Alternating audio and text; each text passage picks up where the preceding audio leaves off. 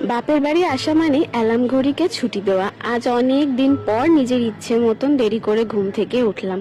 শ্বশুর বাড়িতে এই সময় অর্ধেক কাজ শেষ হয়ে যায়, কিন্তু এখানে থাকলে সময়ের কথা মাথাতেই থাকে না। আর কালকে রাতেই ভেবেছিলাম সকালে ঘুম থেকে উঠেই আগে বিছানার চাদরটা চেঞ্জ করব। তো সেই মতন ঘুম থেকে উঠে ফ্রেশ হয়ে নিয়ে চাদরটা চেঞ্জ করে দিলাম, আর তারপরে বারান্দাটা এখন ঝাড় দিয়ে পরিষ্কার করে নিচ্ছি। আর তারপরেই খেলাম মায়ের হাতে তৈরি করা 1 কাপ চা, আর তার সাথে একরাশ গল্প। সকালে এর চেয়ে ভালো আর কি হতে পারে। কোনো তাড়াহুড়ো নেই, কোনো কাজের চিন্তাও নেই। মা ওখানে পুজো করছিল, আমি চলে গেছিলাম স্নান করতে।